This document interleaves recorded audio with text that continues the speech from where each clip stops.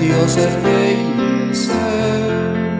En su mano el abismo está y las altas cumbres. Le pertenece el ancho mar, pues Él su forma le dio. Suya la tierra es también, que con sus manos creó.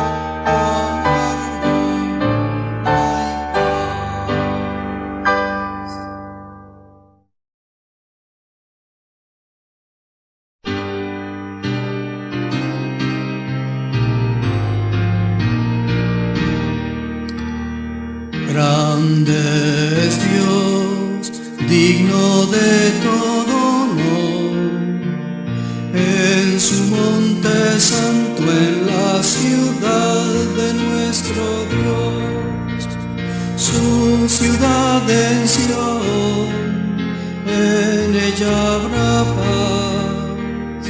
Gobierna Cristo, su reino aquí estará. Gocémonos, nuestro Rey reinará, el que es verdadero y fiel juzgará en equidad. Gloria, aleluya, a Cristo el Rey, con alegría le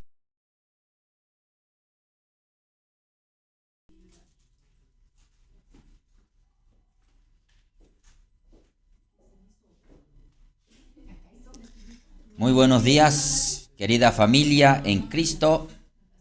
Hoy estamos festejando la fiesta de Pentecostés. En 30 segundos vamos a iniciar.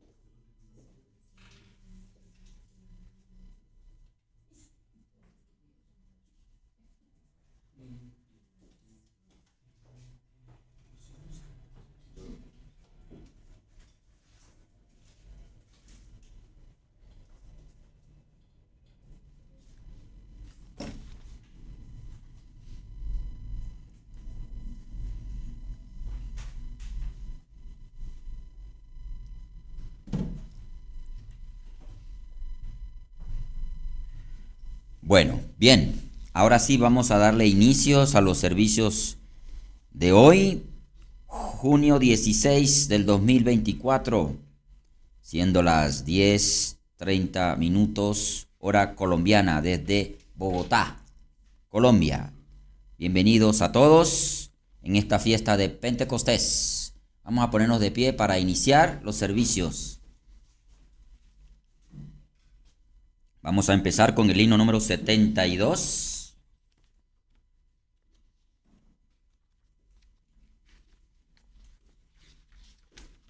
Oh, cuánto amo tu ley. 72.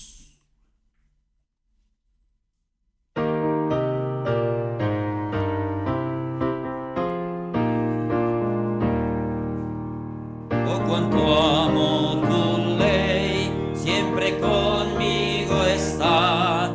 Cada día de mi vida es mi meditación. Yo contuve mis pies de andar en la maldad. Me han hecho más sabio tus mandatos, Señor. Oh, cuánto amo tu ley, siempre conmigo está, y soy más entendido que los demás de edad. Tus preceptos me dan el camino a seguir, la mentira aborrezco por amor a tu ley.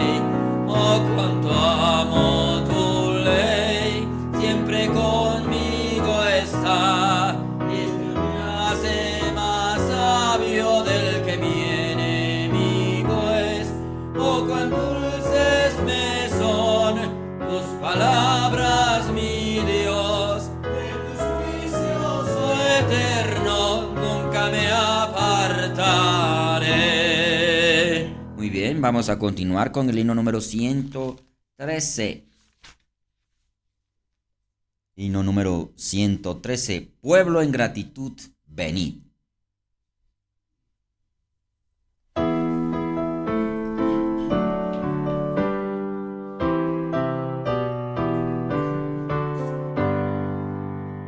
Pueblo en gratitud, venid, canto de ciega entonad, todo fruto a salvo está del invierno la estación. Dios nuestro Creador provee lo que hemos menester. Al templo de Dios venid, canto de ciega entonar.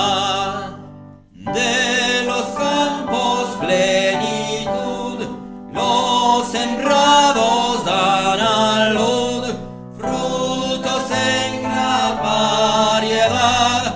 El verano maduro y en la tierra esparció primavera y los roció la lluvia otoñal.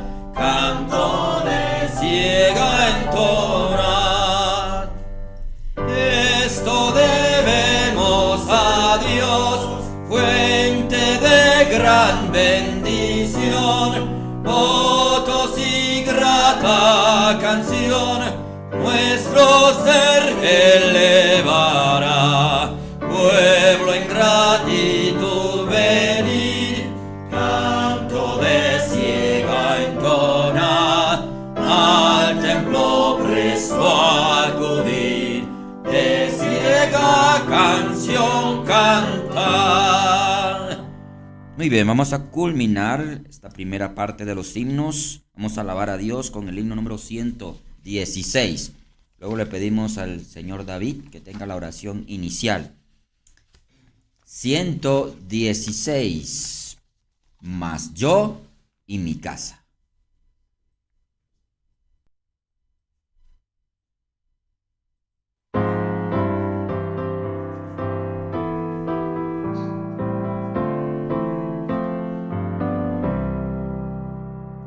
Mas yo y mi casa al Eterno serviremos, tal como nuestro Padre Abraham seguiremos a Dios.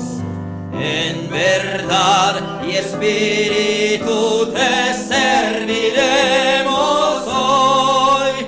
Contamos con tu bendición y con tu eterno amor, cuya mora en nuestra mente y corazón. Nuestra familia será tuya cuando vuelvas, Señor. Padre, en tu piedad nos revelaste tu plan de ofrecerle vida y paz al hombre pecador. Y por las edades tu pueblo te ha sido fiel. Tu forma santa de vivir es por la eternidad. Tanto sufrimiento, pocos saben tu verdad. Regresa ya, Señor Jesús, líbranos por piedad. Mas yo y mi casa al Eterno serviremos, como nuestros padres también te obedeceremos, siempre vigilantes, esperando tu venir. Tu bendición nos llegará a su tiempo, Señor. Tuya moras en nuestra mente y corazón. Bendice esta familia hoy y hazla tu posesión.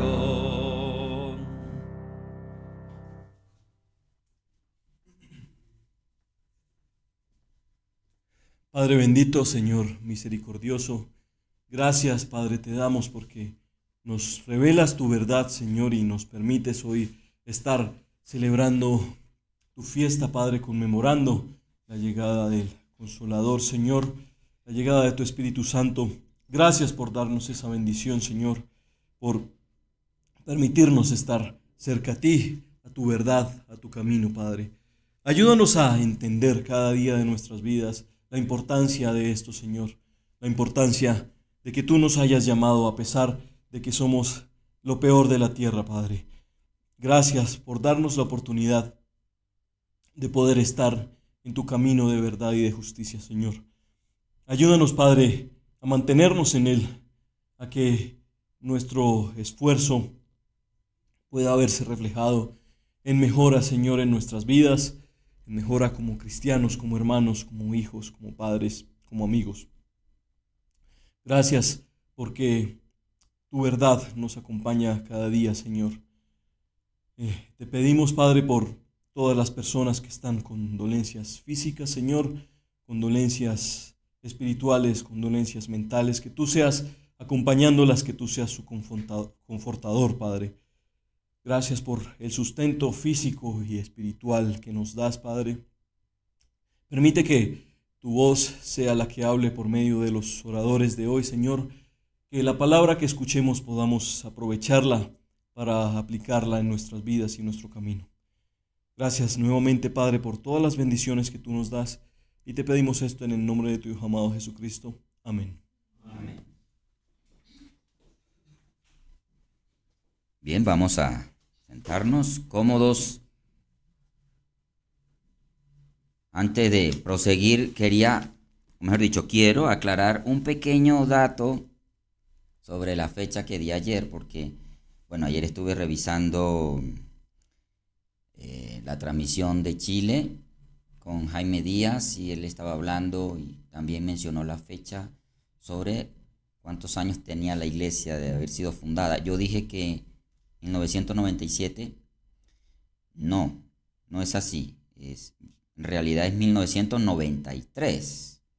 No sé por qué, porque yo calculé bien, pero fue un lapsus ahí, cometí ese error sacando la cuenta.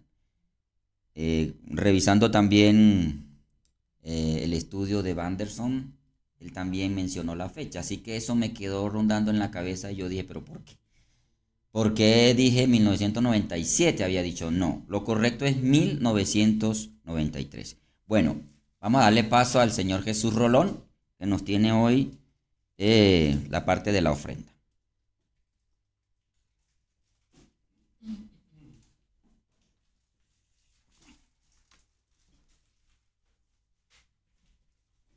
Bueno, de nuevo buenos días para todos. Espero que todos estén pasando una maravillosa fiesta de Pentecostés. Hoy ya es domingo 16 de junio y nosotros estamos aquí en un sábado anual. Hoy es el día 50 del conteo de las 7 semanas y un día, después del último día de panes sin levadura, celebrando esta fiesta de Pentecostés. Esta fiesta originalmente se denominaba, como dijo Rodolfo ayer, la fiesta de las semanas. Así se denomina en el Antiguo Testamento. Realmente Pentecostés se le dio el nombre en el Nuevo Testamento, en el libro de los Hechos. Está por primera vez cuando y nosotros pues celebramos esta fiesta guardando el mandamiento de las fiestas santas, y por ende tenemos el entendimiento. Dios nos ha revelado de que en ese día de Pentecostés, cuando estaban celebrando esta fiesta de las semanas, precisamente fue cuando descendió del cielo por primera vez el Espíritu de Dios, y recibimos, como miembros de la iglesia que fundó Jesucristo, recibimos el Espíritu Santo, que es realmente quien nos ayuda, quien nos guía, es la fuerza que emana de Dios, es el carácter de Dios en cada uno de nosotros para poder seguir adelante en este camino. Realmente sin esa ayuda sería imposible caminar perdón la redundancia, este camino al cual Dios nos ha llamado. En Deuteronomio 16, si quiere acompáñenme allá, por favor. Deuteronomio 16, vamos a leer el verso 9 y el verso 10.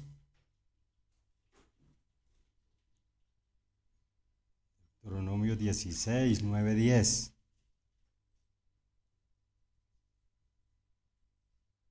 Dice, 7 semanas contarás desde que comenzare a meter la hoz en las mieses.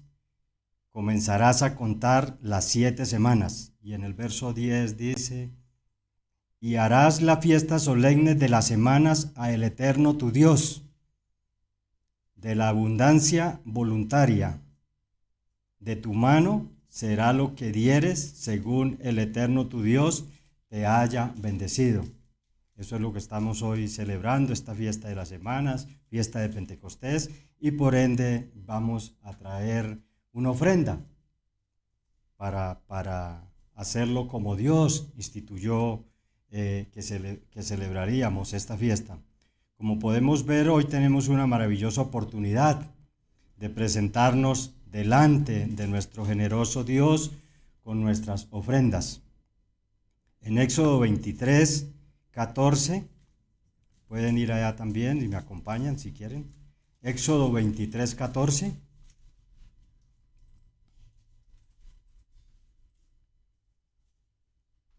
Éxodo 23, 14 también dice, 3 veces en el año me celebraréis fiesta. Y en la última parte del versículo dice, y ninguno se presentará delante de mí con las manos vacías. O sea, es muy importante para Dios y para nosotros que nos presentemos delante de Dios con una ofrenda. En otra traducción dice, en el verso 14, haz fiesta en mi honor 3 veces al año.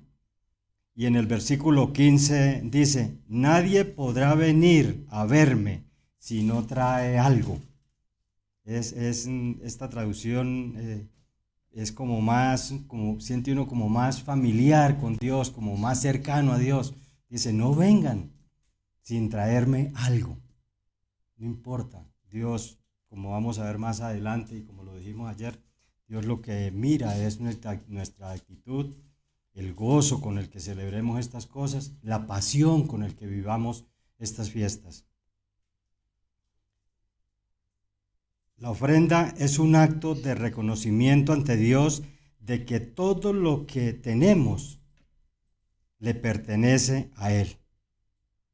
Nosotros solo administramos lo que Él nos provee.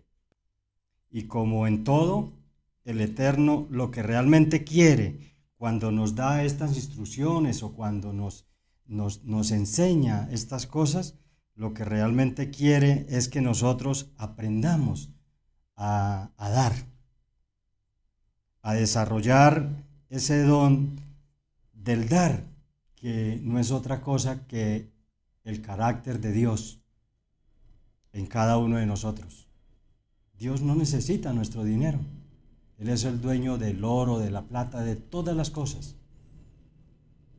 Sencillamente nos quiere enseñar a que nosotros aprendamos ese don que es parte fundamental del carácter de Dios.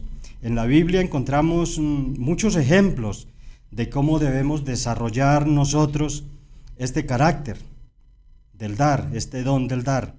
El más conocido es el que encontramos en Marcos 12:41. Acompáñenme por favor, Marcos 12:41. Es una cita que casi siempre que se recoge esta ofrenda, que llega esta oportunidad, la leemos y meditamos en ella. Marcos 12:41. Vamos a leer hasta el 42, de pronto hasta el 44. Bueno. Marcos 12:41 dice, Jesús estaba una vez sentado frente a los cofres de las ofrendas, mirando cómo la gente echaba dinero en ellos. Muchos ricos echaban mucho dinero y en el versículo 42 dice: en esto llegó una viuda pobre y echó a uno de los cofres 2 moneditas de cobre, de muy poco valor. Y en el verso 43 dice: entonces Jesús llamó a sus discípulos y les dijo: les aseguro que esta viuda pobre ha dado más que todos los otros que echan dinero en los cofres. Pues todos, en el verso 44 dice, pues todos dan de lo que les sobra, pero ella en su pobreza ha dado todo lo que tenía para vivir. O sea, ella regaló su fortuna. Eso es lo que quiere decir realmente esto acá. Es como si un rico que tiene muchísimo dinero ofrendara toda su fortuna. Es exactamente lo mismo para Dios. No hay ninguna diferencia. Eso es lo que Jesús quiere decir aquí.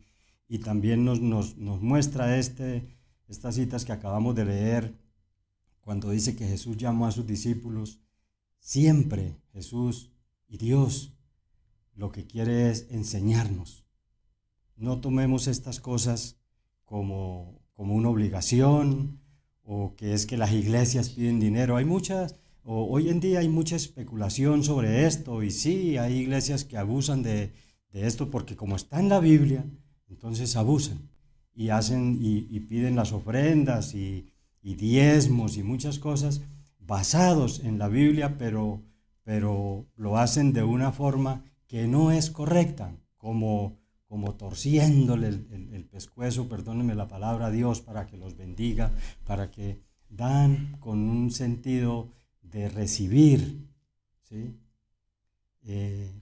Bendiciones, muchas bendiciones, volverse ricos, No, Dios lo que realmente quiere cuando nos enseña a que debemos ofrendar y que cada 3 veces al año ofrendamos, es enseñarnos este don del dar, este don de desarrollar el carácter de Dios.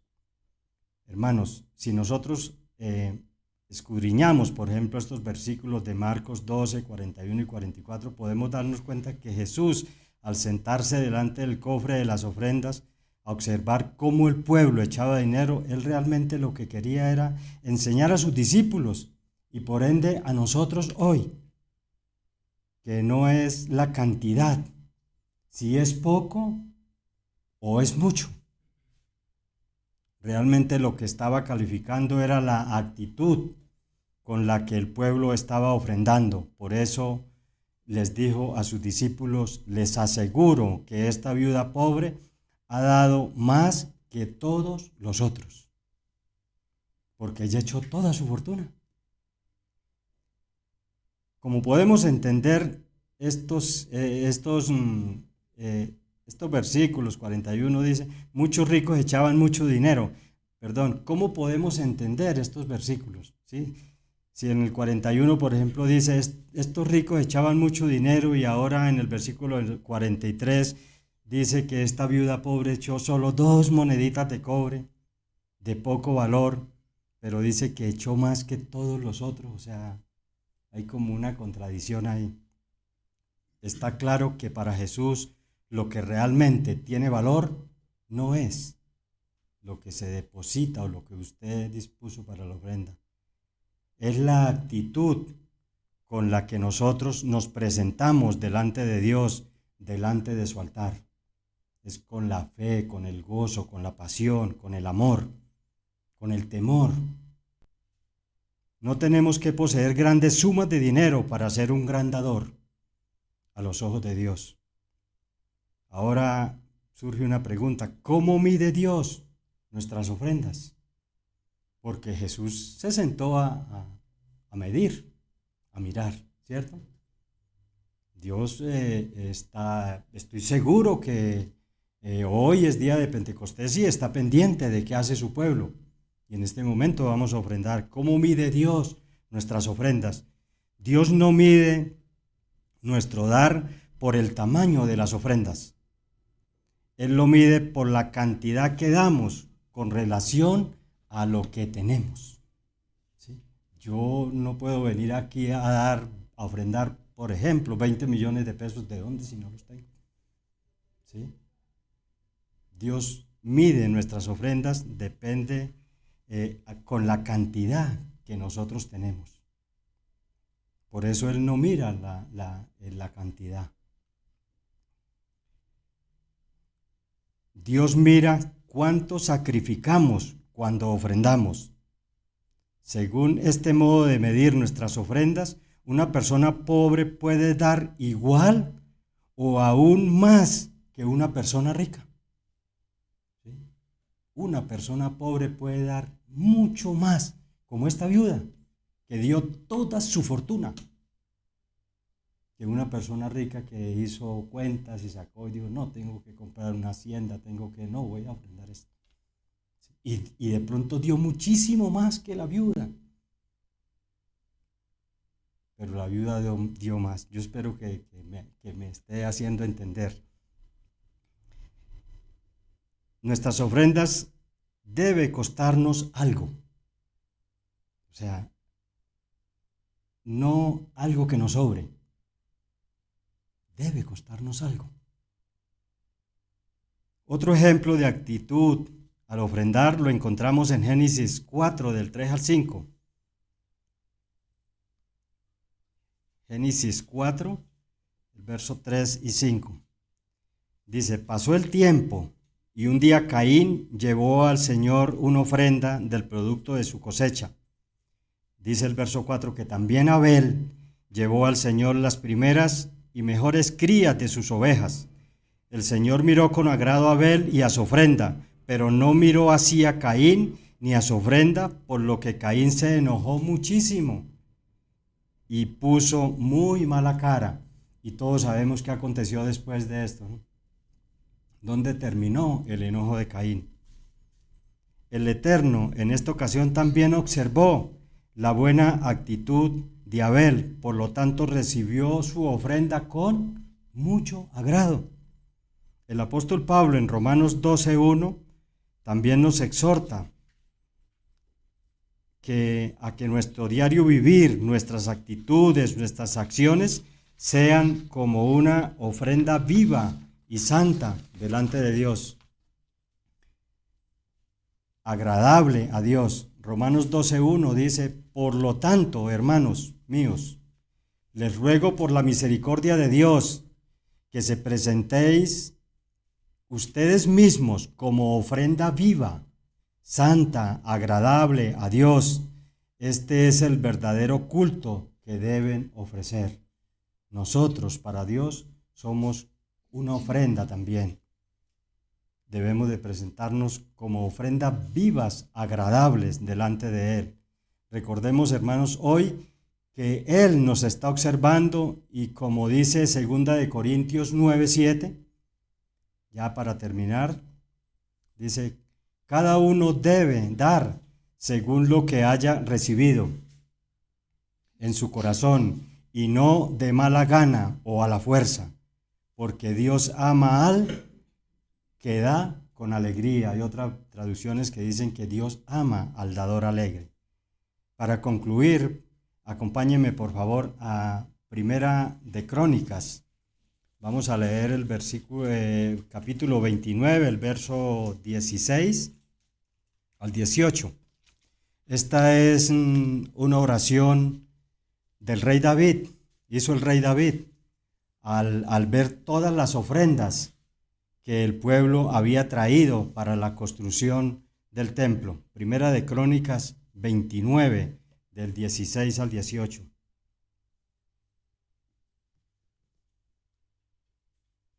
Dice el rey David en esta oración, oh Señor, Dios nuestro, suyas son y de ti han venido todas estas riquezas, hablando de las ofrendas que habían traído los hermanos, que hemos preparado para construir un templo a tu santo nombre. Yo sé, Dios mío, que tú examinas las conciencias y que te agrada la rectitud. Por eso, con recta intención, te he ofrecido todo esto y ahora, puedo ver con alegría que tu pueblo aquí reunido te ha presentado generosamente sus ofrendas. Señor, Dios de Abraham, de Isaac y de Israel, nuestros antepasados, conserva siempre esta disposición de ánimo en el corazón de tu pueblo y dirige su corazón hacia ti. Con esto queda terminada esta introducción a la ofrenda. Ahora, para recoger la ofrenda va a pasar nuestro hermano Ricardo Arcisa para hacer una música mientras recogemos la ofrenda.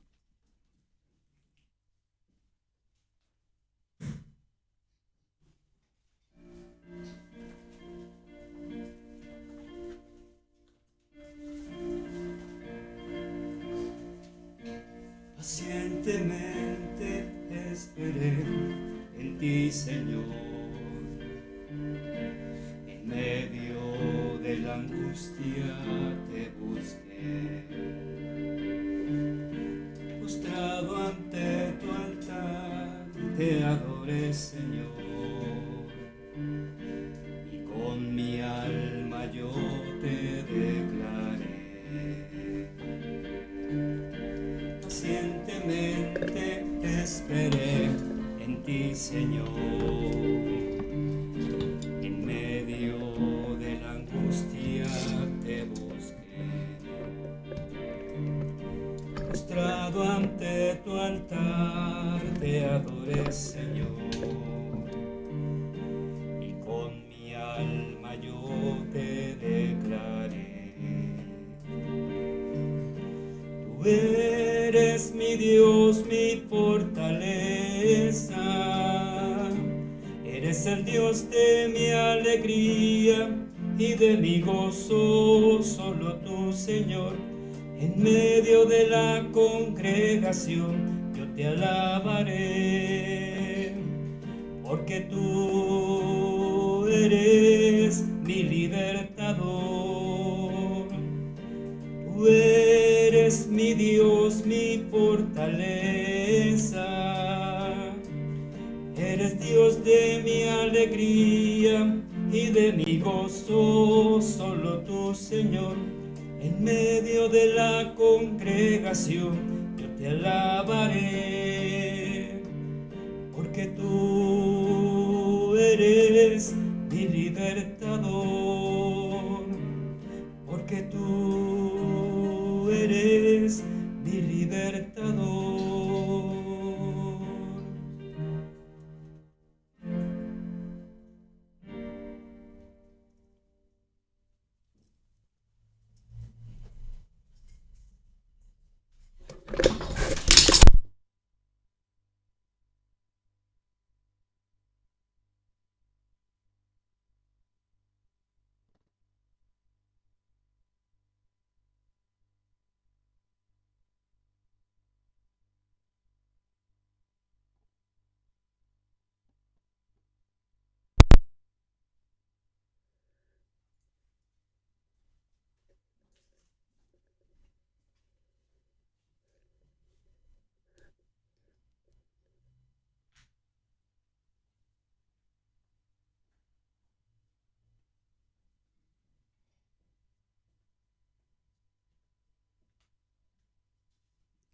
Muy bien, muchas gracias, don Ricardo, por la música.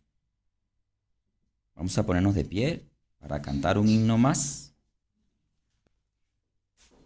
Vamos a abrir los himnarios en la página número 127. Gloria al Rey de Reyes, 127.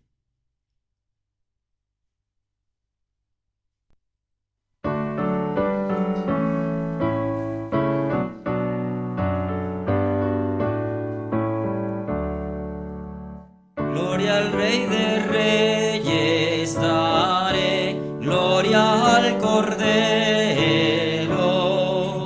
gloria al Señor de señores, quien es el gran yo soy.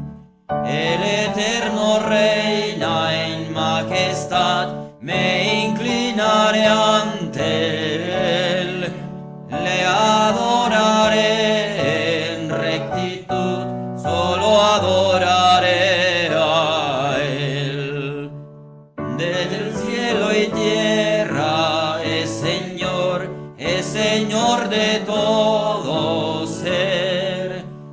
del universo es Señor, todos le damos flor.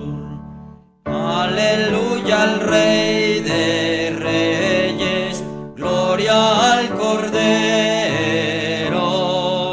gloria al Señor de señores, quien es el gran yo soy.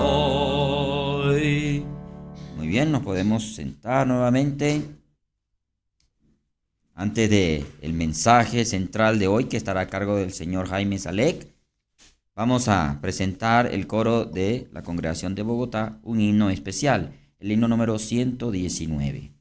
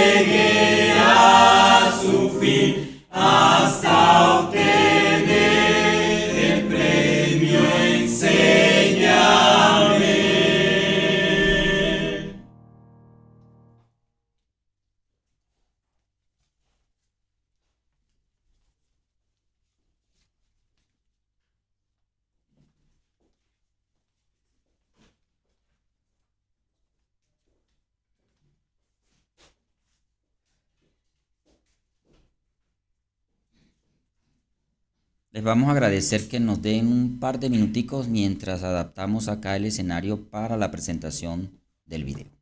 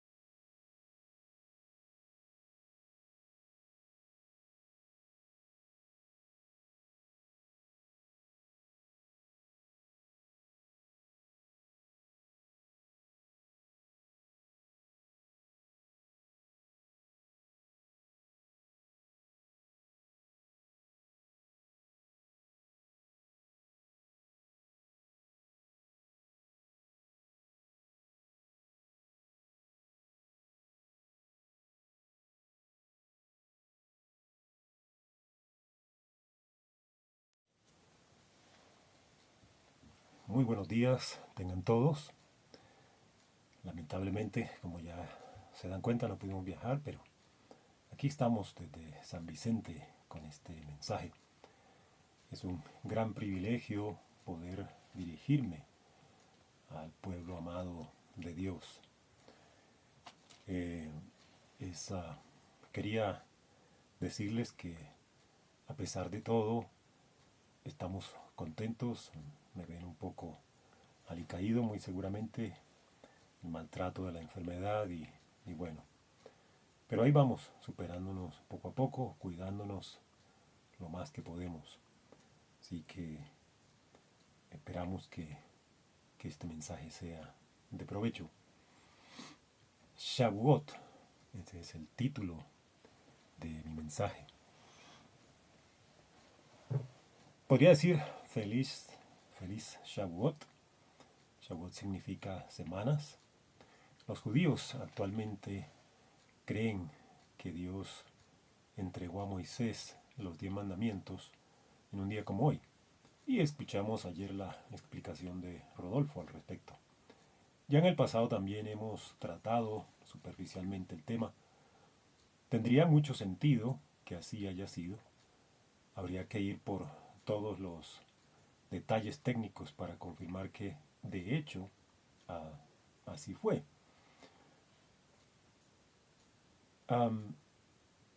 Suele además decirse que fue así por el hecho de que un día como hoy se empezó a cumplir la profecía del profeta Joel, es decir, la asequibilidad del Espíritu Santo para todo aquel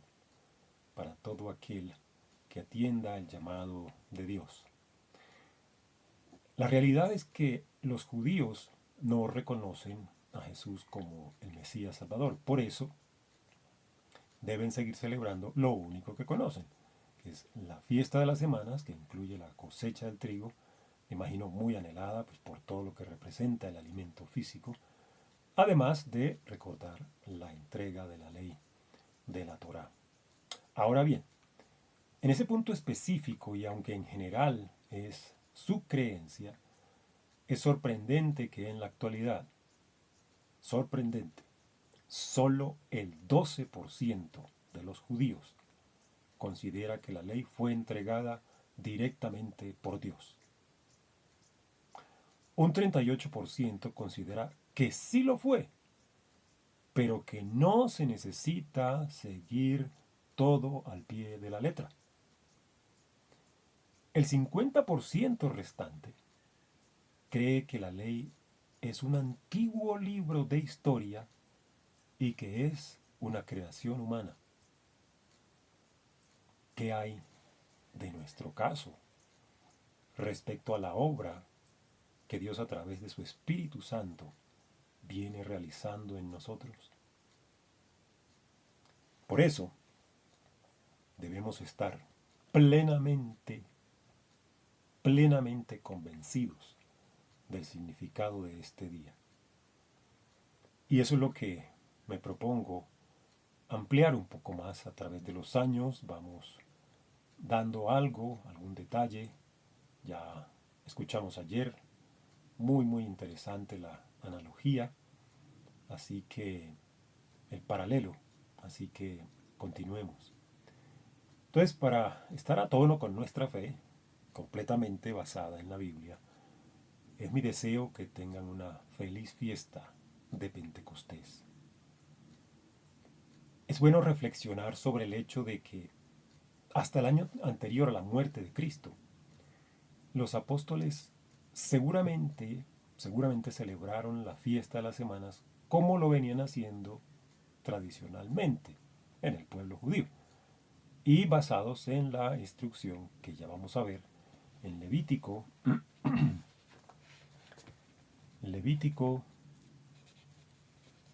23.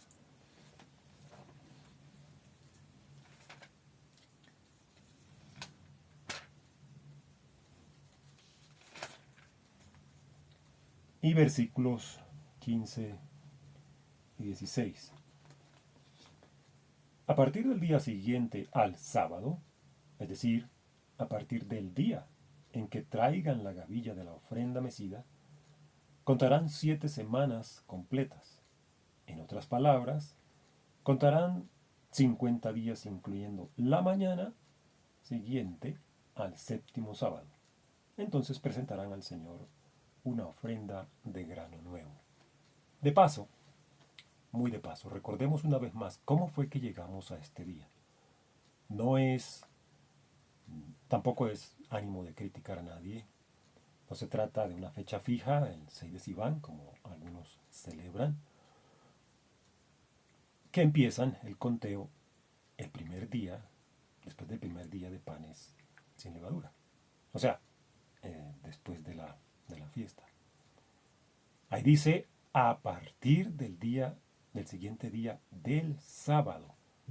Conteo inclusivo, contando ese domingo como el primer día, hasta la mañana siguiente del séptimo sábado.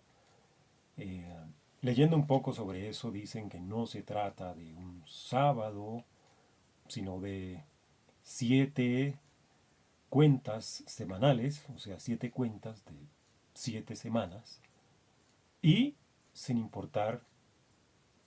tener en cuenta este pequeño aspecto que dice acá, del séptimo día de reposo. Es decir, siempre va a caer un domingo. Siendo Dios tan perfecto en sus predicciones y tiempos, Jesús cumplió al pie de la letra esta parte de las Escrituras de la siguiente forma. Él no resucitó, como creen muchos, en algún momento de la madrugada de un domingo. Tradicionalmente eso es lo que se cree. Sino que resucitó al concluir el sábado semanal que tuvo lugar durante los días de panes sin levadura. Eso es un hecho comprobable en las páginas de la Biblia. Para que se cumpliera lo que él dijo, 3 días y 3 noches. Recordemos ahora que la gavilla era mecida por el sacerdote ese domingo por la mañana, habiéndose cortado la gavilla la tarde o la noche anterior. Recordemos también que cuando María se da cuenta que es Jesús, él le dice que no lo detenga, porque aún no se había presentado ante el Padre, pero después él volvió a reunirse con los discípulos ese mismo día, ese mismo domingo. Ahora, la fiesta de las semanas se celebraba 50 días después de que se mecía la gavilla. Luego la cuenta ese año empezó el domingo, ese que estamos hablando, y Jesús dice claramente en Hechos 1:3 que estuvo con los discípulos 40 días. Leamos Hechos 1 y versículo 3.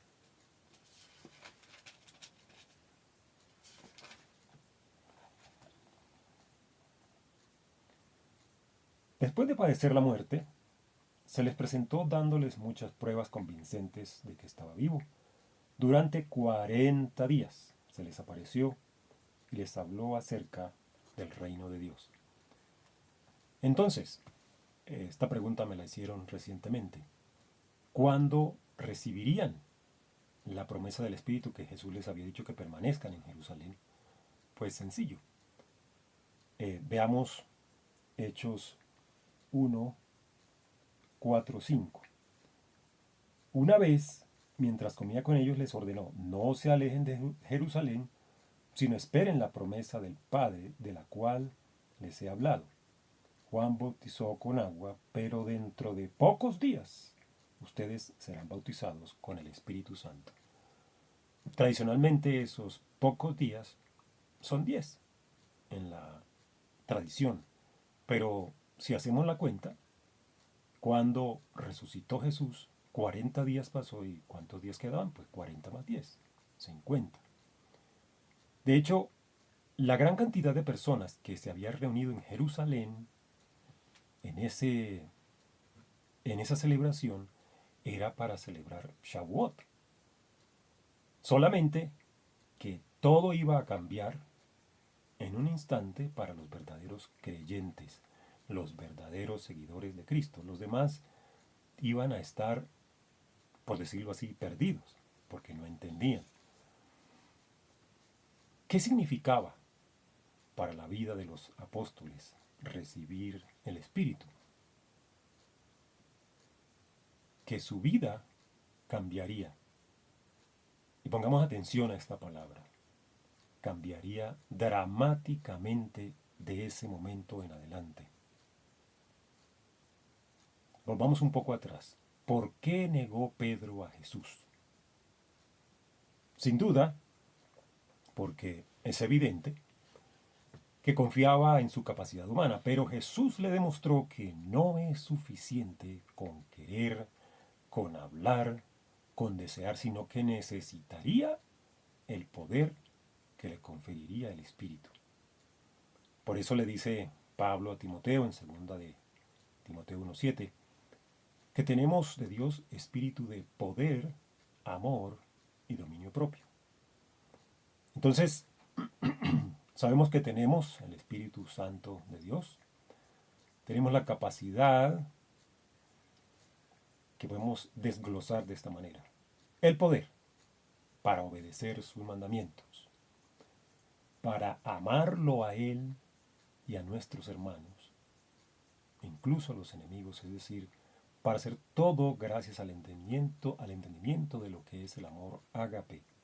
Y también tenemos la capacidad para dominar nuestros impulsos carnales. Quiero seguir con Pedro y preguntar cuál fue su impulso carnal cuando quedó confrontado sobre conocer a Jesús. Cuando le dijeron, tú estabas con él. Sencillamente él hizo lo que cualquier ser humano haría. Yo no, salvar el ego y de paso la vida, porque él temía por su vida. Quiso quedar bien ante los demás. Pero Pedro era tan audaz, como diríamos hoy, tan acelerado, que él no se detuvo a meditar, a recordar la advertencia que le hizo Jesús poco antes de que le prometía que estaba dispuesto a morir por él. Veamos esa advertencia en Lucas 22. Lucas 22. Estando en el contexto de la discusión de quién sería el más importante en el reino, súbitamente Jesús previene a sus discípulos de todo lo que se les vendría encima, la prueba que se les vendría encima, aunque se enfoca particularmente en Pedro. Veamos Lucas 22, versículo 31.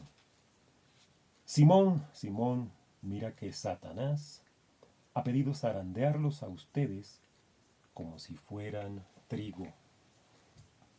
Tengamos en cuenta que esta no es una reprimenda, como un castigo, nada de eso, sino una advertencia amorosa que le hace el Señor. ¿Con cuánto amor no le habrá hecho Jesús esa advertencia a sus discípulos? Porque él dijo en su oración, los he amado hasta el fin. Es decir, él no deja de amarlos o de amarnos a nosotros. Eso se confirma por lo que dice el siguiente versículo. Leamos versículo 32. Pero yo he orado por ti para que no falle tu fe. Y tú, cuando te hayas vuelto a mí, fortalece a tus hermanos. Jesús sabía toda la vuelta que Pedro iba a dar. Y como Dios ni Jesucristo cambian, hoy Jesús sigue intercediendo por nosotros. Es obvio que Jesús intercedió por ellos para que no fueran a desanimarse. Sin duda Satanás, teniendo esto en mente, puede hacernos caer. Pero eso no significa que estemos perdidos en absoluto. Ahora bien, Jesús no se quedó en tranquilizar a Pedro insinuándole que no se preocupara, sino que le dijo todo lo contrario, que él debía ser consciente del propósito y la comisión que debería cumplir. Una vez que hubiera hecho todo el ciclo de negar, llorar y todo lo demás, él volvería a Cristo. Entonces, Jesús le da esa comisión. Volvamos a Hechos. Hechos en el capítulo 1. El versículo 8. Pero cuando venga el Espíritu Santo sobre ustedes, recibirán poder y serán mis testigos, tanto en Jerusalén como en toda Judea y Samaria y hasta los confines de la tierra.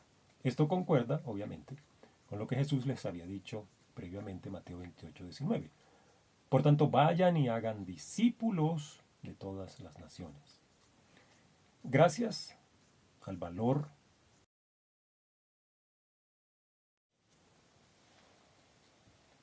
Muy buenos días, tengan todos. Lamentablemente, como ya se dan cuenta, no pudimos viajar, pero aquí estamos desde San Vicente con este mensaje. Es un gran privilegio. La fiesta de la Cena va a cambiar en un instante para los... En ese... que quiere decir somos aprendices y enviados por Cristo por el poder que nos ha dado. Repasemos algo del valiente discurso de Pedro ese día de Pentecostés, ahí en Hechos 2. Hechos 2, versículo 14. Entonces Pedro con los 11 se puso de pie y dijo a voz en cuello: compatriotas judíos y todos ustedes que están en Jerusalén, déjenme explicarles lo que sucede. Pentecostés, ahí en Hechos 2. Hechos 2, versículo 14. Entonces Pedro con los 11 se puso de pie y dijo a voz en cuello: compatriotas judíos y todos ustedes que están en Jerusalén, déjenme explicarles lo que sucede. Presten atención a lo que voy a decir. Aquí, voz en cuello no significa vociferar o gritar. Simplemente se entiende que estando en ese ambiente necesitaba hablar en un tono alto para que lo pudieran escuchar. Pero a voz en cuello es lo que dice Isaías 58. Alza tu voz como trompeta. Un sonido claro, un sonido nítido y que mueve a la acción. Era la convicción y el valor con que hablaba Pedro. Pedro ya tenía conocimiento, pero no tenía la comprensión global ni el impulso sobrenatural para defender su fe. Esa fe que hacía casi 2 meses atrás había negado. Veamos lo que Jesús les había dicho en Juan 16, 12, 13. Muchas cosas me quedan aún por decirles, que por ahora no podrían soportar. Pero cuando venga el Espíritu de la verdad, Él los guiará a toda la verdad. Porque no hablará por su propia cuenta, sino que dirá solo lo que oiga y les anunciará las cosas por venir. Ahora, continuando con Hechos 2 y lo que Pedro sigue explicando, sigamos ahí, Hechos 2, pero versículo 22. Pueblo de Israel, escuchen esto. Jesús de Nazaret fue un hombre acreditado por Dios ante ustedes, con milagros, señales y prodigios, los cuales realizó Dios entre ustedes por medio de él, como bien lo saben. Este fue entregado según el determinado propósito y el previo conocimiento de Dios, y por medio de gente malvada. Ustedes lo mataron, clavándolo en la cruz. Sin embargo, Dios lo resucitó, liberándolo de las angustias de la muerte, porque era imposible que la muerte lo mantuviera bajo su dominio. Y sigue hablando sobre lo que David escribió. Pedro entendió, llega a entender, según la revelación del Espíritu, el significado y la conexión que había con el rey David. El discurso es tan claro y contundente que la multitud no tuvo remedio, no tuvo alternativa sino lamentarse por lo que habían hecho, porque seguramente ellos también conocían las Escrituras. Es ahí cuando preguntan, Hechos 2:37,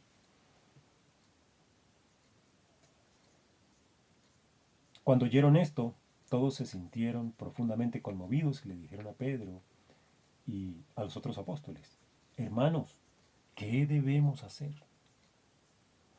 Veamos ahora la claridad y contundencia en la nueva actitud valiente de Pedro.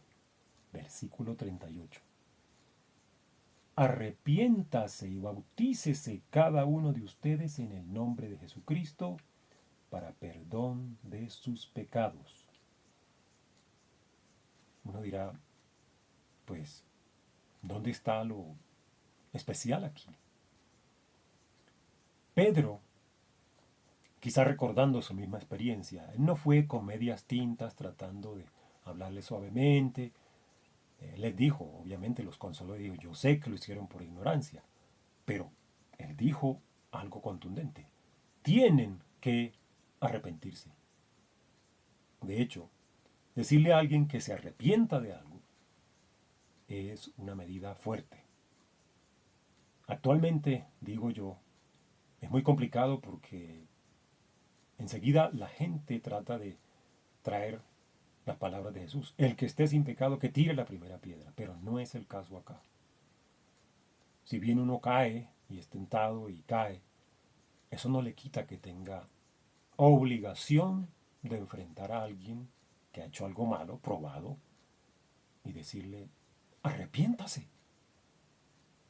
No hay alternativa, porque es Dios quien exige reconocimiento del mal proceder y eliminarlo de la vida, pero con la ayuda de su poder. Si no hay esa ayuda, no hay forma de que nos arrepintamos. La pregunta para nosotros es, ¿con qué claridad y valor defendemos o demostramos que estamos viviendo nuestra fe? Es más, ¿estamos en capacidad de hacerlo?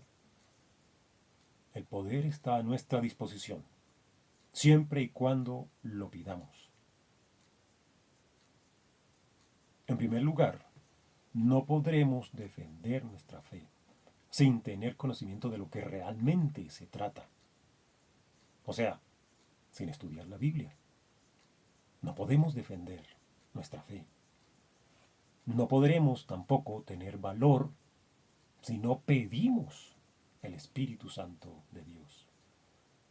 Entonces se requiere estudio diligente y pedir el Espíritu. Y para quienes ya lo tenemos es imperativo reavivarlo, avivarlo, como le dice Pablo a Timoteo. Hay un fenómeno interesante. ¿Qué sucede si enfatizamos nada más en uno u otro aspecto? O sea, estudiar o pedir el Espíritu Santo. Si estudiamos hasta alcanzar un conocimiento impresionante y no clamamos a Dios por su Espíritu, la tendencia es que nos envanezcamos por el conocimiento adquirido. Veamos lo que dice Pablo en Primera de Corintios. Primera de Corintios 8.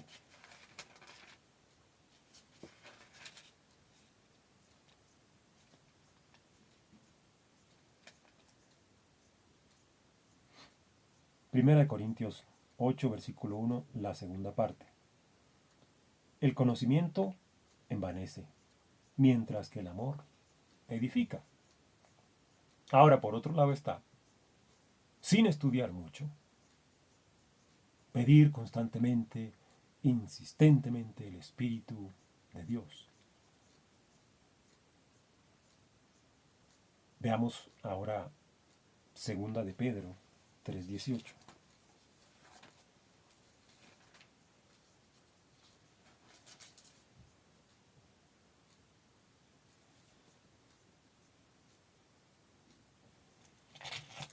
Aquí está.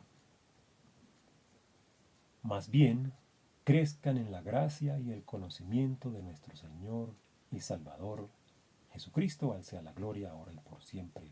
Amén.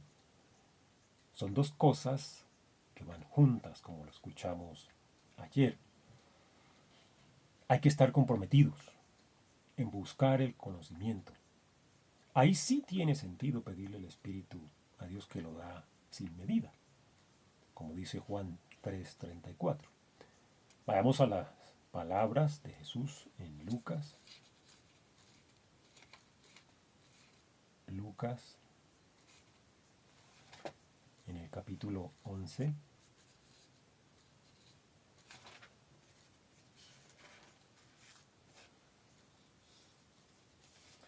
y desde el versículo 9. Así que yo les digo, pidan y se les dará, busquen y encontrarán, llamen y se le abrirá la puerta. Vemos en este versículo que hay que pedir y nos será dado. Hay que buscar y vamos a encontrar. Pedir el Espíritu para encontrar una verdad. Eso es la fórmula perfecta. Continuemos con el versículo 10. Porque todo el que pide recibe, el que busca encuentra, y al que llama se le abre. ¿Quién de ustedes que sea padre, y si su hijo pide un pescado le dará en cambio una serpiente? O si le pide un huevo le dará un escorpión. Pues si ustedes, aun siendo malos, saben dar cosas buenas a sus hijos, cuánto más el Padre Celestial dará el Espíritu Santo a quienes se lo pidan. A quienes se lo pidan. Ahí está claro. Bueno, ¿y qué cosas debemos estudiar, profundizar? Quiero seguir con Pedro, es muy esclarecedor el episodio cuando son cuestionados por enseñar sobre Jesús, ahí en Hechos 5, cuando Pedro y Juan fueron encarcelados. Veamos ahí, vayámonos a Hechos 5. Perdón que todavía tengo rezagos. Hechos 5, versículo 27. Los condujeron ante el consejo y el sumo sacerdote les reclamó: terminantemente les hemos prohibido enseñar en ese nombre. Sin embargo, ustedes han llenado a Jerusalén con sus enseñanzas y se han propuesto echarnos la culpa a nosotros de la muerte de ese hombre. Hay que ver el descaro de estas personas. Respuesta. Versículo 29. Es necesario obedecer a Dios antes que a los hombres, respondieron Pedro y los demás apóstoles. Eso, mis queridos hermanos, eso es tener claridad en la misión. Y de ninguna manera fueron palabras sin fundamento, ahí por decir algo, porque se confirma hasta dónde eran capaces de ir, como muchas veces lo he comentado, pero quiero leerlo nuevamente. Ahí al final, versículo 40. Entonces llamaron a los apóstoles y luego de azotarlos les ordenaron que no hablaran más en el nombre de Jesús. Después de esto, los soltaron. Así pues, los apóstoles salieron del consejo llenos de gozo por haber sido considerados dignos de sufrir afrentas por el nombre, a causa del nombre. Y, resultado, y día tras día en el templo y de casa en casa no dejaban de enseñar y anunciar las buenas nuevas de que Jesús era el Mesías. Hoy todo el mundo sabe que Jesús es el Salvador. Pero ¿qué pasa con efectivamente obedecer? ¿Qué pasa con el espíritu de amor y el de dominio propio? ¿Dónde queda eso? Nosotros, hoy aquí, debemos entender dónde queda todo eso. Me disculpan un momento.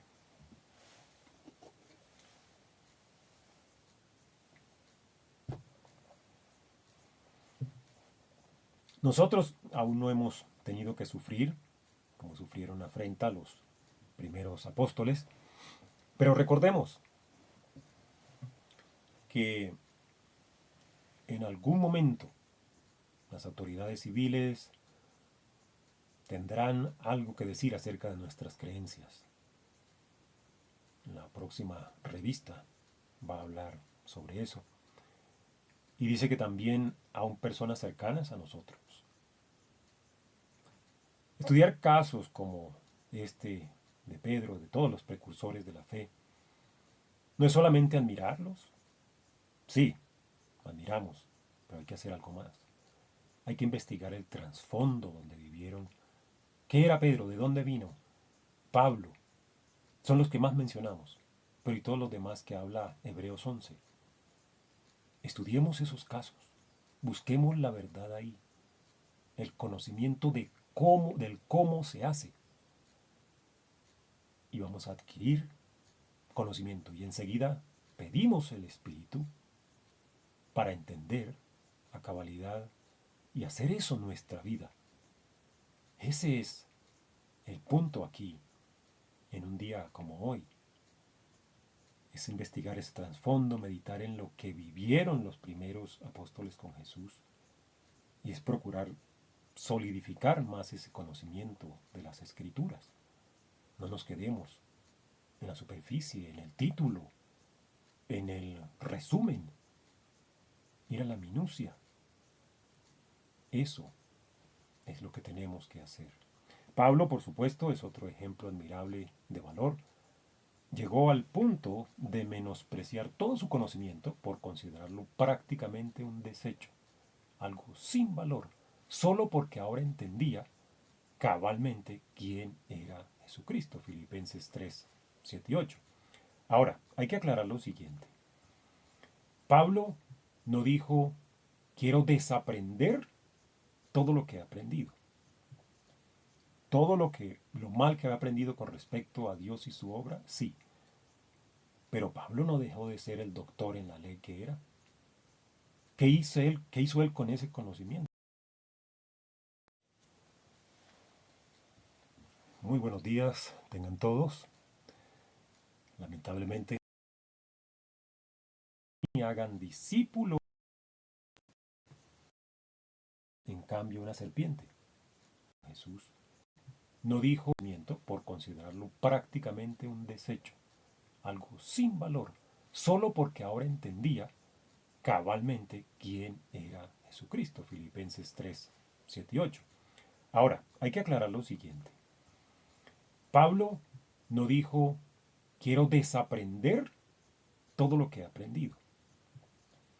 Todo lo mal que había aprendido con respecto a Dios y su obra, sí. Pero Pablo no dejó de ser el doctor en la ley que era. ¿Qué hizo él con ese conocimiento? Lo usó precisamente para refutar a los que se oponían. Saben que Pedro lo exalta y dice a Pablo, nuestro hermano Pablo, con el conocimiento que le fue dado. O sea, lo que conocemos ahora en nuestra vida antes de llegar a los pies del Señor Jesús, bien utilizado, Dios lo encamina para que tengamos argumentos cómo enfrentar a los incrédulos. No se trata de renegar de nuestro pasado, en cuanto al pecado, obviamente, pero el conocimiento es importante. ¿Cuál fue la clave aquí? Cuando Pablo llega a entender quién era Jesús, Jesús le dice, dura cosa te es dar patadas contra el aguijón. Pablo se humilló y Pablo fue humilde de todo lo altanero y lo arrogante que era, porque él quería acabar con el camino. Pero Dios lo humilló, Jesús lo humilló y él quedó humilde. Ahí está la clave. Antes de eso él se jactaba de su posición. Veamos ahí rápidamente Filipenses 3.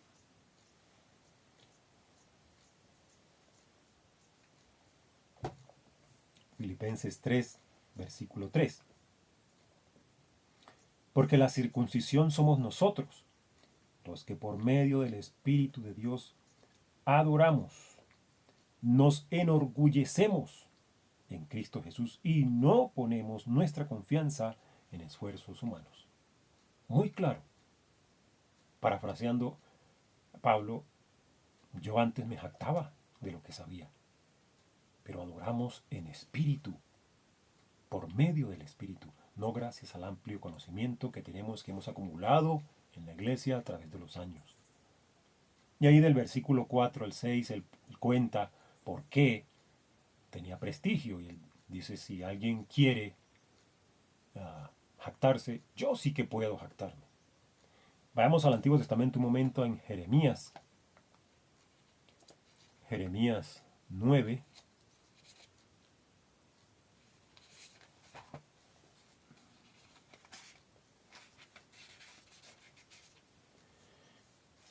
Jeremías capítulo 9 y versículo 24. Pablo esto lo cita en 1 Corintios 1 y 2 Corintios 10.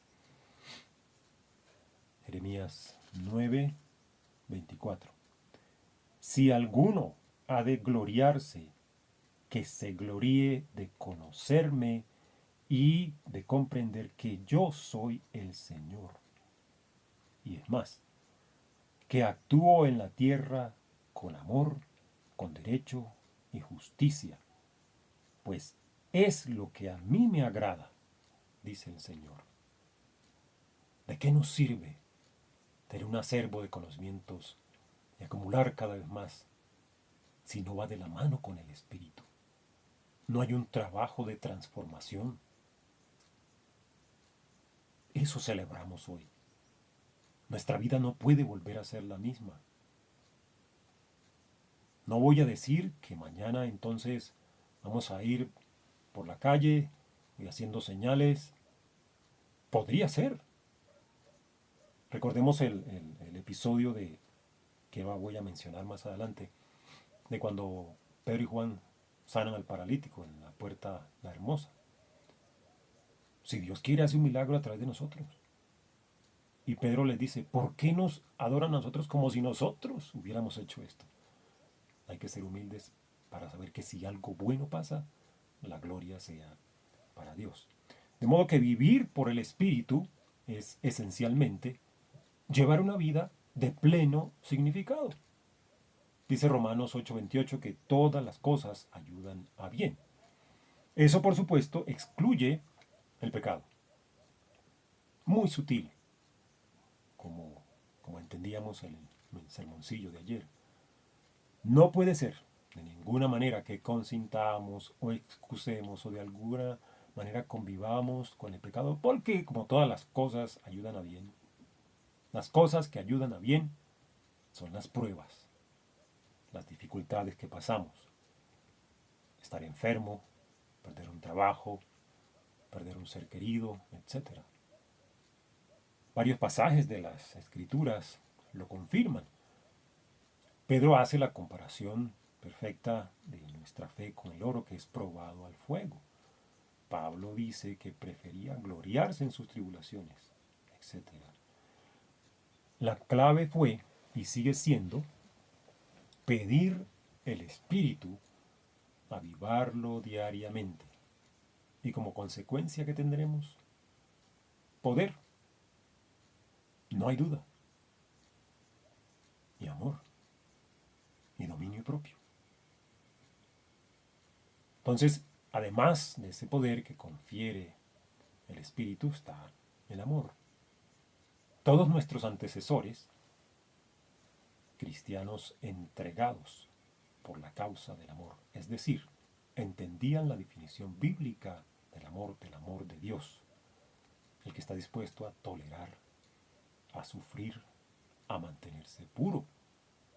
Eso es lo que dice 1 Corintios 13. Leamos un solo versículo.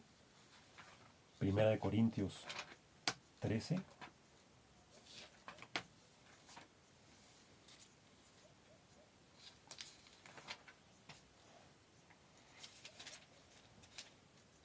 Versículo 8.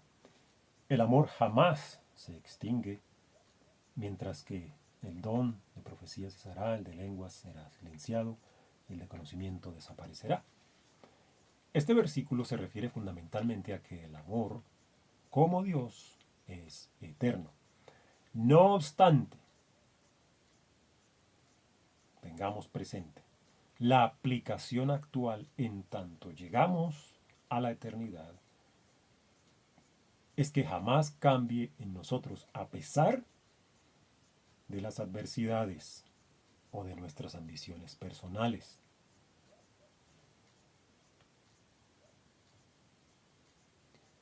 ¿Qué quiero decir con esto? Sencillamente que a Dios, hablando yo, en caso personal, por el amor que le profeso, debe ocupar en mi vida el primer lugar, en toda circunstancia. Significa que pase lo que pase, no voy a moverme siquiera 1 milímetro de mis convicciones. Si me muevo 1 milímetro, me muevo 2 y me empiezo a deslizar. Eso también implica estudio y meditación. Solemos pensar que en general, estamos bien con Dios. Otra vez menciono el sermoncillo. Nos acostumbramos. Sermoncillo de David ayer. Nos acostumbramos. Porque pues eso es lo que vemos a nuestro alrededor. Pero nosotros tenemos el Espíritu de Dios. Eso celebramos hoy. Quiero insistir, decirlo muchas veces, para que nos quede que ¿qué estamos celebrando? Pues nuestra vida. Tenemos una nueva forma de vivir. Ahora, en cuanto a, en general, estar bien con Dios, una cosa es lo que opinamos y otra la opinión que Él claramente dejó plasmada en la Biblia. Tomemos nota, por poner un solo versículo, de lo que dice Salmo 119. El Salmo 119 y el versículo 92. Si tu ley no fuera mi regocijo, la aflicción habría acabado conmigo. ¿Qué pasa con nosotros si abandonamos el camino? Nos acaba la aflicción. Podemos pensar que estamos bien, pero realmente nos acabará la aflicción. Obviamente este versículo no aplica a los que no han sido llamados, sino a nosotros que tenemos las arras, como dice la versión Reina Valera, o el sello del Espíritu, como leemos en esta versión, nueva versión internacional, ahí en Efesios 1, 13 y 14. Y viene ahora el tercer aspecto del espíritu, que es el dominio propio. Casualmente, es la novena característica del fruto del espíritu que habla Gálatas 5. Para tratar de entender este concepto, veámoslo primero desde una perspectiva global. La vida cristiana es comparable a un camino, y esta senda no es fácil. Es para personas machas, como alguien jocosamente dice. ¿Y cuál es la razón? Pues Jesús lo comparó a un camino angosto. Veámoslo en Mateo 7.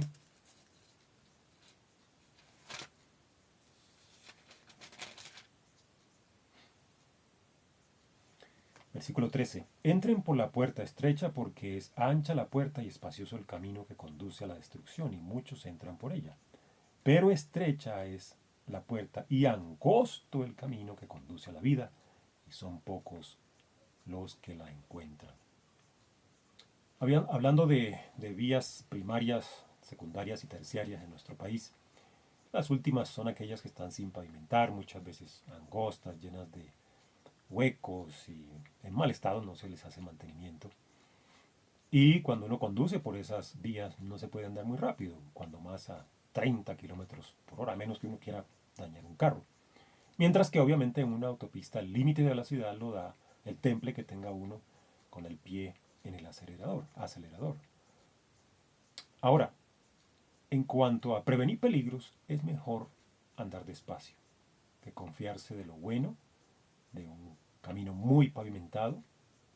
Es mejor andar despacio.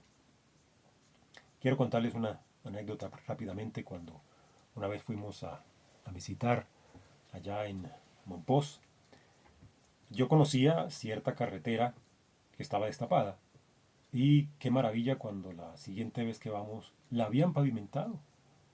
Pues claro, yo aceleré a lo que más pude para aprovecharla, pero por el ángulo en que estaba no vi cuándo se acababa la carretera pavimentada.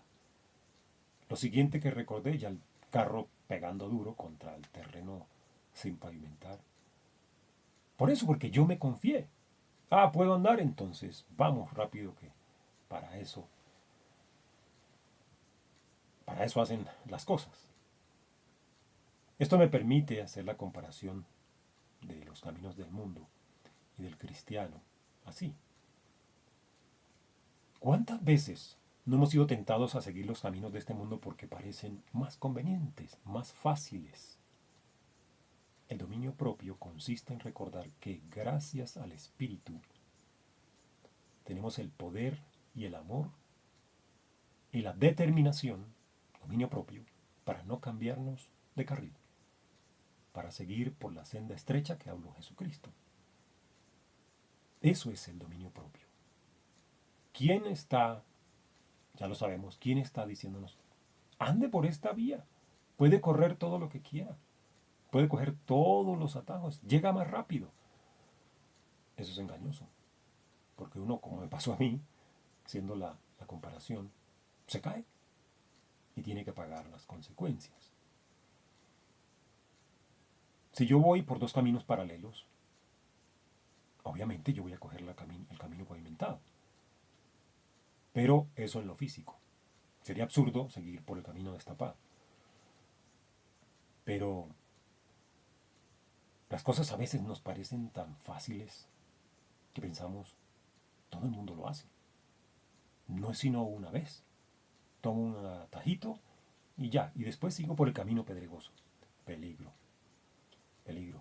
Porque veamos lo que dice, lo tengo aquí escrito, Proverbios 14:12. Hay camino que al hombre le parece recto, pero acaba por ser camino de muerte, ni más ni menos, lo que Jesús después ampliaría en Mateo 7. ¿Cómo aplicamos esto en nuestro modo de vivir? Conduzcámonos con una disciplina diaria de entregar cada mañana nuestro día a Dios como sacrificio vivo. Durante el día continuar con la conciencia de que Dios nos mira no con un látigo, sino con una mirada compasiva, sabiendo que somos de barro, pero que Él no excusa el pecado, perdón, de ninguna manera.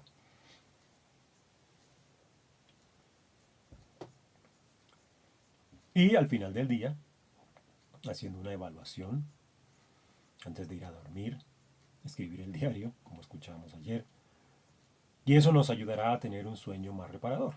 Resultado, gozo, regocijo vibrante, por lo cual dijo Pablo, regocijaos, otra vez digo regocijaos, Filipenses 4, y el 5, alégrense siempre en el Señor, insisto, alégrense, que su amabilidad sea evidente a todos, el Señor está cerca. Tanto la venida de Jesús como cerca y de nosotros, mirándonos, compasiva, pero estrictamente. Tengamos muy presente esto. Nosotros podemos y tenemos que enfrentar las circunstancias de la vida como y cuando vengan, no como nosotros tenemos idealizado.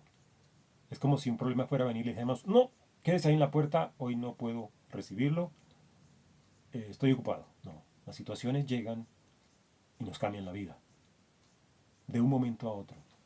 ¿Qué tenemos que hacer? Ser humildes. Sí podemos ser humildes, porque tenemos el poder para hacerlo. Y lo hacemos por amor. Y nos dominamos para no quejarnos. Si no lo hacemos, finalmente perdemos el control y es la situación negativa la que controla nuestra vida. En cambio, practiquemos Filipenses 4.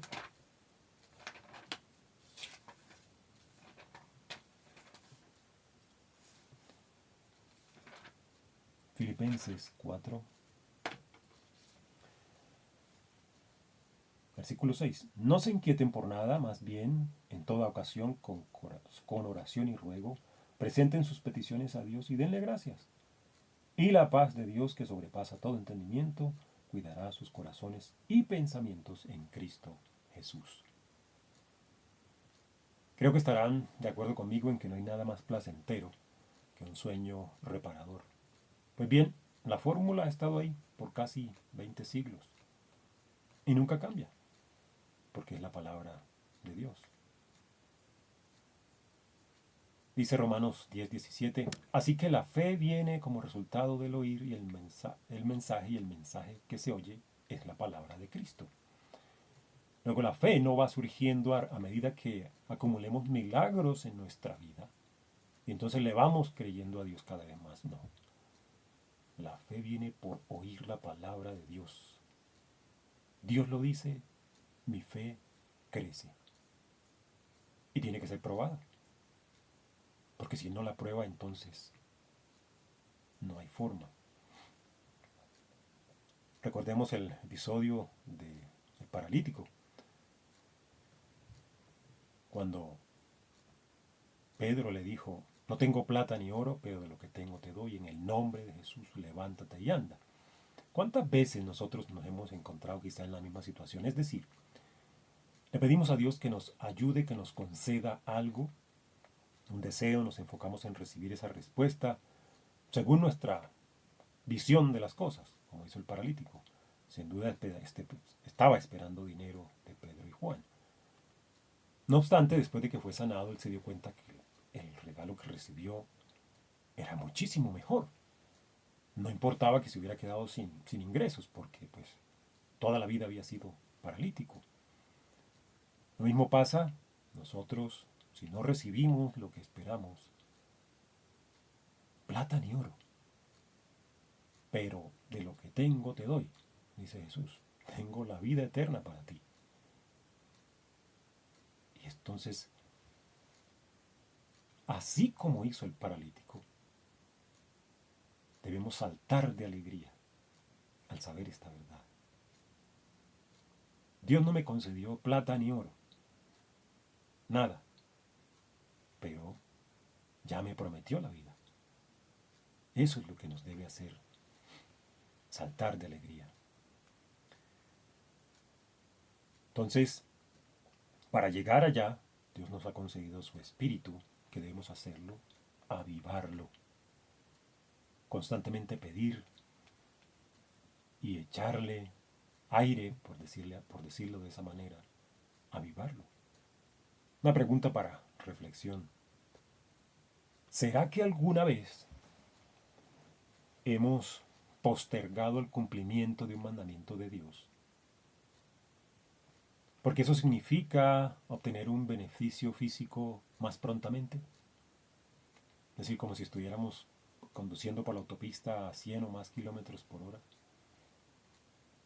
En otras palabras, dejo de cumplir lo que Dios exige y todos sus mandamientos son para mi beneficio, para nuestro beneficio, por creer que de alguna manera, si le incumplo a un jefe, a un profesor, o incluso por quedar bien, como hizo Pedro, voy a perder mucho en mi vida.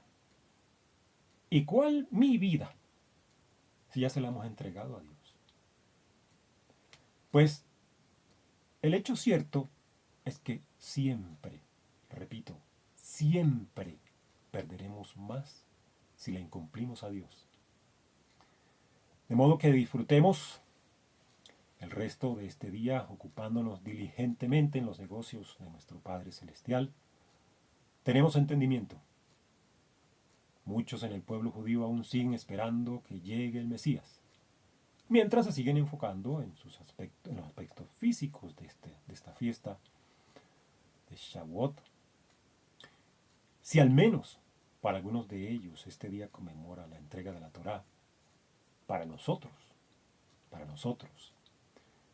más que eso, la ley debe estar grabándose en nuestro corazón con más firmeza cada día. Ese es el proceso de crecimiento. De modo que no contristemos, no hagamos entristecer, ni mucho menos dejemos apagar en nosotros el espíritu. Un dato del pasado, recordemos qué pasó con el templo que construyeron en el antiguo Israel cuando ya Dios no habitó más en él. Entonces todo lo contrario, avivemos el espíritu de Dios. Es un privilegio indescriptible saber esta majestuosa verdad. Si Shavuot era y sigue siendo de regocijo para los israelitas, por recoger la cosecha. ¿Con cuánto mayor regocijo no debemos vivir nosotros que tenemos el privilegio de entender todo el plan de Dios? Vivamos con el verdadero gozo y continuemos la comisión de predicar el Evangelio.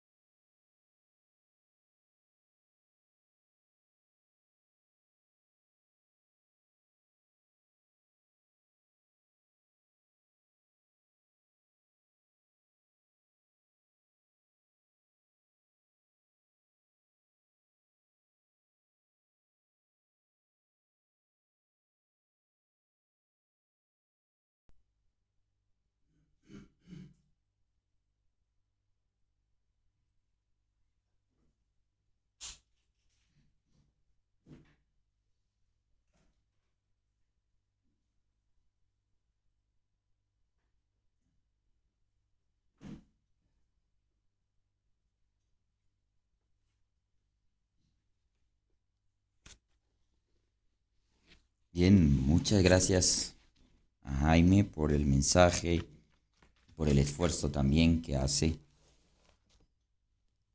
Bueno, vamos a terminar, hermanos, con los servicios de hoy.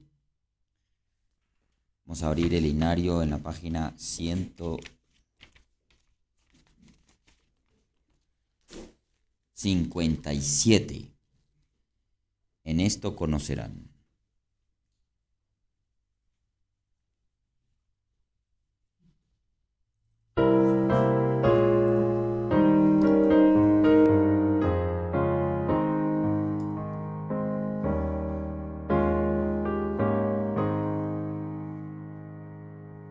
Un nuevo mandamiento os doy en su manera de vivir. Ámense unos a otros con el amor que yo os doy. En esto conocerán, por doquier lo mostraréis, que mis discípulos sois, mi hermana y mi hermano. En esto conocerán, amigos y enemigos, que mis discípulos sois, si os amáis uno al otro. Celosos en su elección, cual fueran los hombres de ayer, el deseo de Dios hacer y en su eterno amor crecer. En esto conocerán, por doquier lo mostraréis, que mis discípulos sois, mi hermana y mi hermano. En esto conocerán, amigos y enemigos, que mis discípulos sois, si os amáis uno al otro. Mi vida por el hombre doy, y os llamo en tiempo singular. La obra hacer y atender, y en la roca edificar. En esto conocerán, por doquier lo mostraréis, que mis discípulos sois, mi hermana